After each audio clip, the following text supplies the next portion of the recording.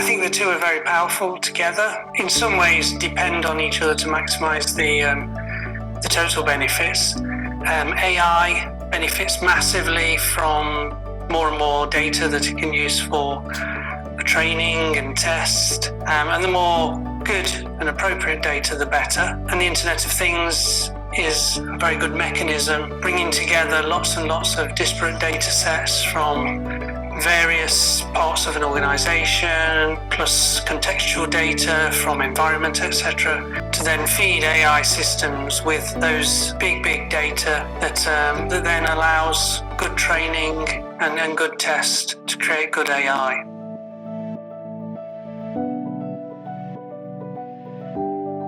I think it's absolutely fundamental. On the trust side, we need to understand that the AI is creating and producing outputs that we can trust, both in terms of the ethical trust, but also in terms of business trust. That the use of AI is for good. So it's not going to harm people, it's not going to produce unsafe environments.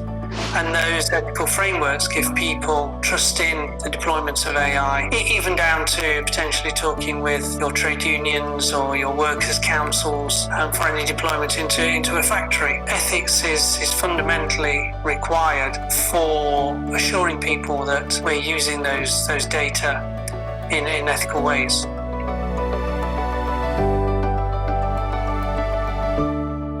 I think the two key takeaways has got to be what you referred to earlier. It's got to be ethical frameworks, and more, let's try and make those as standardised as possible. They've got to be practical, they've got to be easy to use. Also, fundamental is the trustworthiness side, is ensuring that we've got monitors in there that are looking for any bias that may come after you've done your testing. So testing, then AI can continue to learn and therefore become biased even though it wasn't when it was tested. So those monitors need to be in place to assure that the AI is not malfunctioning, that bias is not creeping in as the AI continues to be used through its life.